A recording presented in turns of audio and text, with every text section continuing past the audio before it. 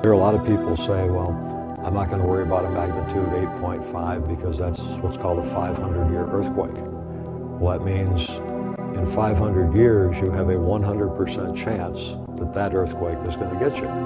But it means also that in 50 years you have a 10% chance. In your lifetimes, we are going to see the magnitude 7, magnitude 8. We're going to see magnitude 7 events here. So it's definitely important to prepare for it. It's not if a large earthquake is going to hit the west coast of the United States, it's when.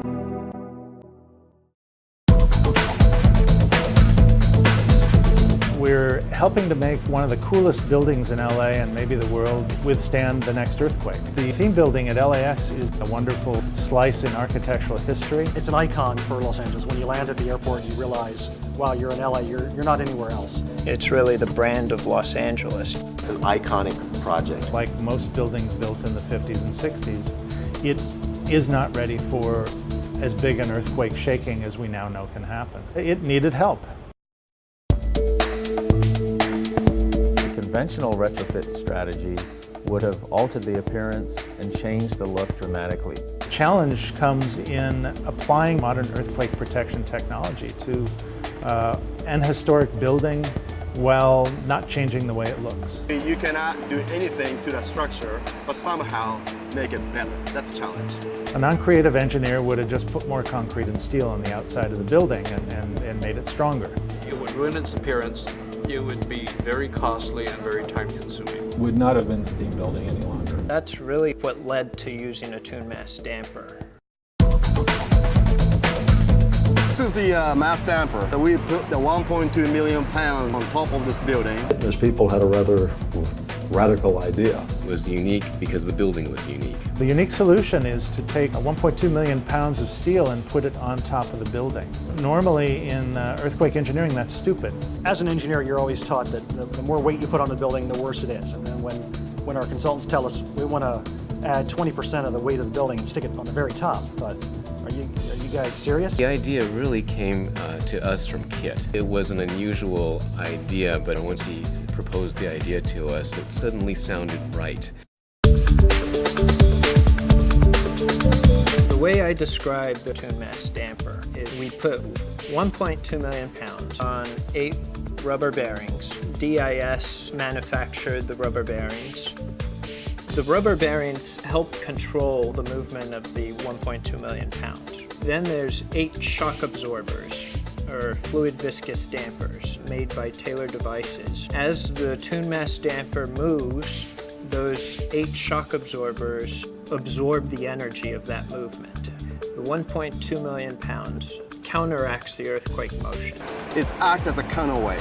So if this building want to shake that direction, the whole mass go in the other direction to dissipate the energy down there. So the ground is trying to shake the building, and the building moves at a particular frequency, and you make sure that at the same frequency you have a mass that opposes the building as it tries to move back and forth. You hold it back. We're trying to modify the structure's behavior, make the mass move during an earthquake and the building move a lot less. So the tune mass damper solution is a much quicker solution and a much less costly solution. It was a very innovative solution that would have minimal impact on the architecture. We found the best solution for this building.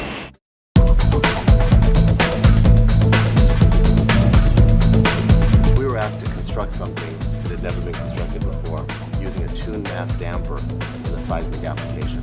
I looked at the structure, I looked at the existing conditions of it, and I personally thought it was going to be more of a challenge than it actually was. It's going to be interesting. I've never seen it, so this is going to be an interesting project.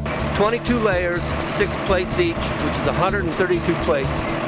When all is said and done, the TMD will weigh 1.2 million pounds. There's 132 bolts that got to line up in less than a 16th of an inch. Once we get all of them lined up, we'll weld the plates together, then we'll start setting the second layer on top. Weld all the seams, grind them smooth, and then do it 22 more times.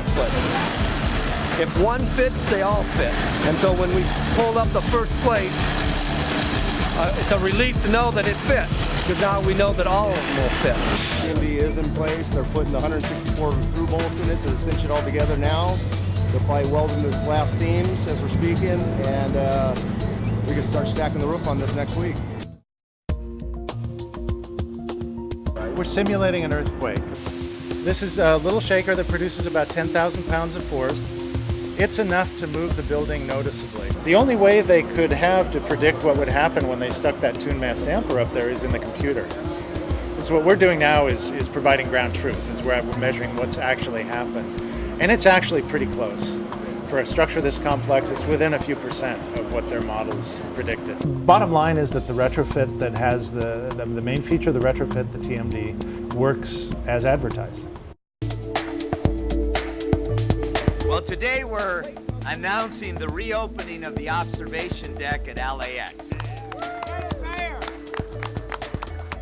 It's been a long road. It's been very enjoyable. Everything came together, it's built, and it works. There was an incredibly creative team in coming up with and accepting a methodology for doing this that's unique. A legacy, something that I will always have as part of me. We feel like we're pushing the boundaries of earthquake engineering. See, earthquake engineering, earthquake structural engineers, we make it or break it for society.